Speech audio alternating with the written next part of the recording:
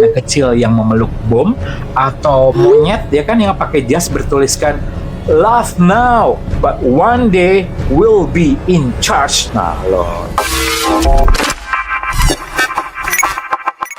Assalamualaikum warahmatullahi wabarakatuh. Anta Penguin here.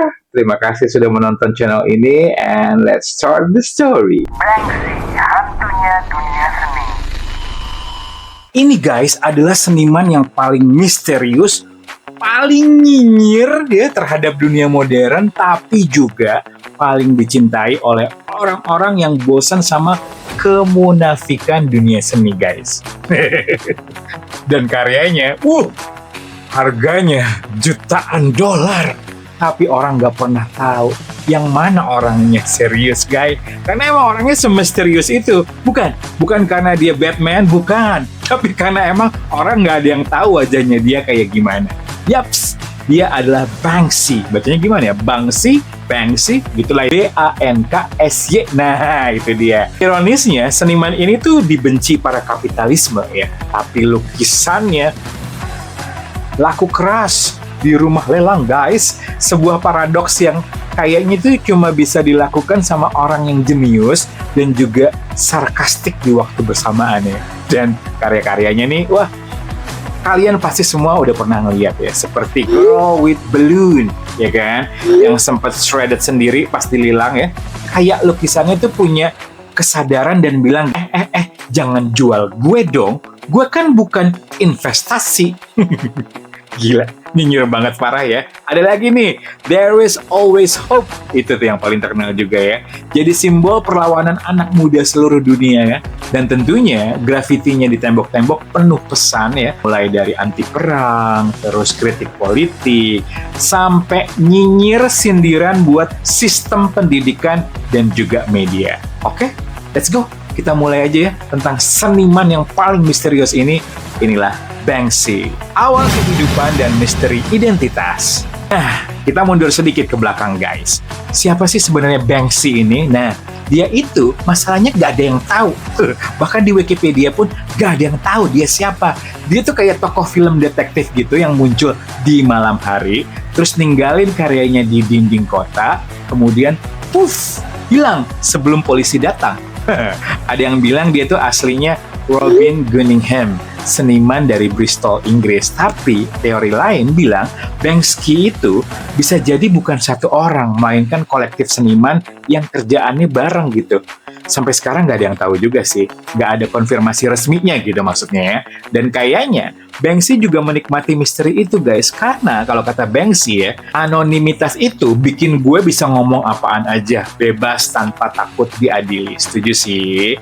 Bayangin aja, di dunia semua orang berlomba-lomba buat viral dan terkenal, dan cuma ada satu orang yang justru sengaja sembunyiin mukanya, ya kan? Sembunyiin semua identitas dirinya, tapi malah jadi legenda global. Keren banget gak sih? Awal karir di Bristol, Inggris. Awal karirnya Banksy dimulai dari dunia street art Bristol, Inggris di tahun 90-an loh.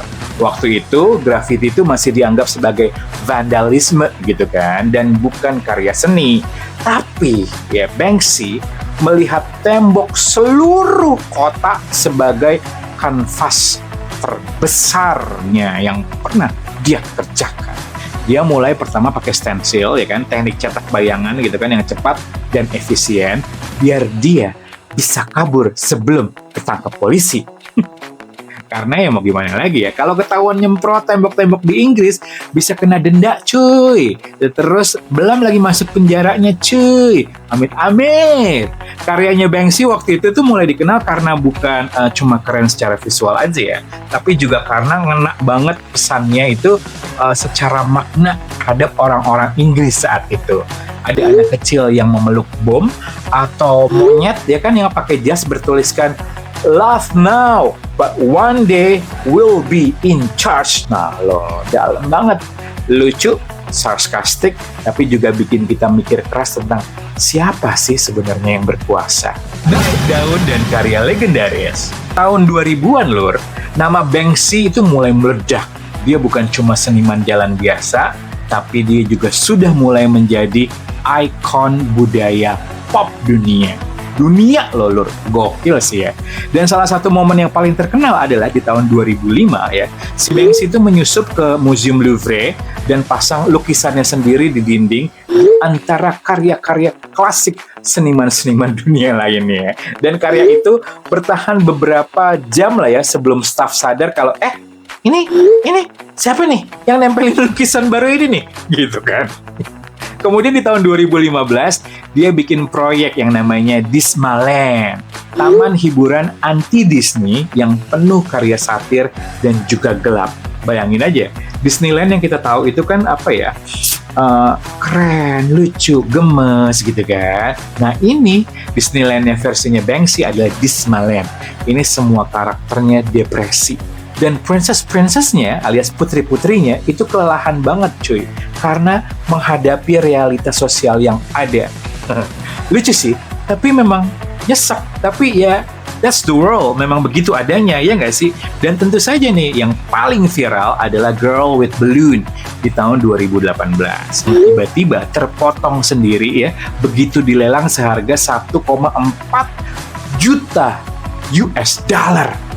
Ih, merinding ya kalau dirupiahin berapa itu ya. Dan setengah lukisannya ya kan gitu kan keburu hancur. Tapi gokilnya nilainya malah naik lur. Aduh, emang sih ya kalau udah jenius susah gitu ya. Orang tuh cuma bilang ini tuh bukan kegagalan ya kan yang bagian kerobeknya itu kan. Ini bagian dari pertunjukan Banksy tentang absurditas pasar seni. Ih, gokil. Peran sosial dan filosofi. Beda sama banyak seniman, Banksy tuh nggak mau bikin karyanya tuh buat pamer teknik, skill gitu kan. Dia bikin karya tuh buat nyentil, ya murni bener-bener nyentil hati nurani manusia yang paling dalam. Dan kalau kita bisa lihat tema-temanya Banksy ya lur ya, ada anti perang tentara gitu kan, yang melukis tanda damai di tembok. Ada juga nih kritik kapitalisme, itu anak kecil nangis di depan logonya McDonald's. Dan kebebasan berekspresi, itu polisi yang justru disensor oleh rakyat. Dan Banksy pernah bilang lur, dia bilang gini, art should comfort the disturbed, ya kan, and disturb the comfortable. Gokil.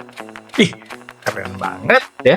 Dan seni itu memang harusnya tuh bikin yang tertindas merasa punya suara gitu kan. Dan yang berkuasa tuh merasa gak nyaman. Itu kalau kata Banksy.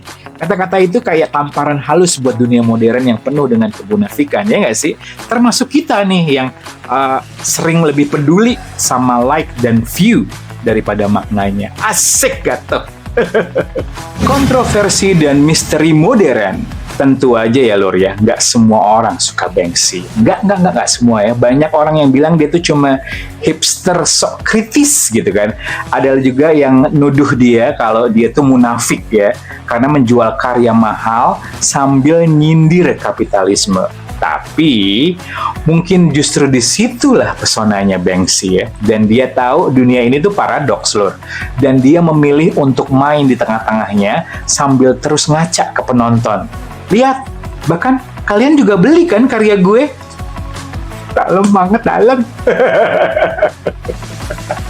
Aduh, tapi itulah Banksy ya, lur ya. Pelajaran dari Banksy. Kalau dipikir-pikir nih, kisah Banksy ini sebenarnya pelajaran hidup banget ya. Yang pertama itu ketenaran bukan segalanya menurut Banksy ya. Di zaman orang berlomba-lomba buat eksis, buat viral, Banksy justru memilih invisible. Tapi karya dan pesan-pesannya tetap terdengar ke seluruh dunia. Anjay! Dan pesan yang kedua ya, kalau menurut gue, kebebasan berekspresi itu mahal banget ya, apalagi sekarang. Kadang kita pengen ngomong jujur, tapi takut dihujat dan dibully ya. Dan Banksy nunjukin kamu tetap bisa bersuara. Bersuara asal punya cara yang cerdas ya. Ya jangan asal-asalan. Dan of course harus berani. Jadi kalau misalnya nih ya, kalian lagi di kota, terus lihat gambar di tembok yang bikin kamu senyum, mikir, atau ngerasa, wah, dalam juga ya. Bisa jadi itu karyanya Banksy, nggak ada yang tahu. Tapi mungkin itu kamu yang mulai sadar kalau dunia ini tuh sebenarnya bisa diubah. Bahkan lewat gambar kecil di tembok sekalipun. Dan karena kata Banksy sendiri adalah Don't just admire art, be part of it. So, tadi itu dia kisah Banksy. Please yang suka jangan lupa subscribe, like, komen, dan share juga boleh ke yang lain ya. Next, kita akan cerita siapa? Tulis di komen ya. Banksy, terus apa lagi ya kira-kira ya? Menurut kalian siapa? Tulis di komen ya. Thank you so much yang sudah nonton. Dan please do share the happiness. Jangan ngebully, nggak usah ngebully, oke?